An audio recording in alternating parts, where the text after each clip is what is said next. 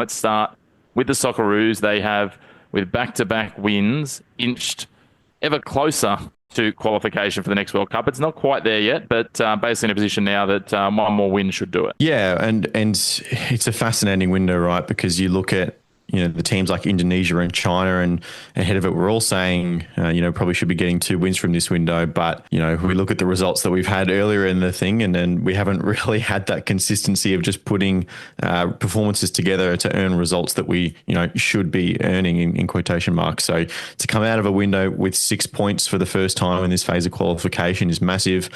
You can see on your screen a pretty good record for Tony Popovic. Hasn't lost yet under his tenure, so that's been a massive thing as well. And given how crazy and how competitive this group has been, 2 standard wins actually goes a long way towards putting the Socceroos into the 26 World Cup. So, yeah, really good for the side, and it looks like they're going to get there. It certainly does. As you say, off to a good role now under Tony Popovic. There were some questions asked. I think if we look at the Indonesia game, it's probably a really great example of they probably didn't dominate the game as much as the scoreline reflected, but took their opportunities in a really good manner.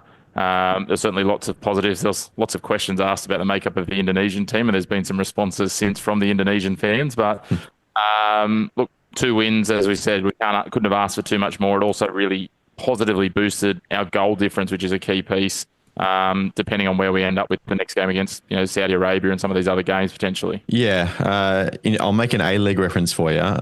Whenever we get Giancarlo Italiano in a post-match press conference and someone says, you didn't have any possession, you didn't have many shots, and they were dominating against you, he always likes to challenge different people's assumptions on what they consider dominance in a game of football, right? And yes, the Indonesia game coming to Australia, they had more possession than we did. They pressed really high. This is kind of their new flavour under Patrick Kluivert. But Australia were clinical when they needed to be. They had the higher, opportunity, higher XG chances, and they put them away when they needed to. So they were stunned a little bit in that first 10 minutes. They didn't quite know what to expect, and they were put on the back foot. But after they settled through the game, realised that going centrally through the middle of the park wasn't quite the route that they needed.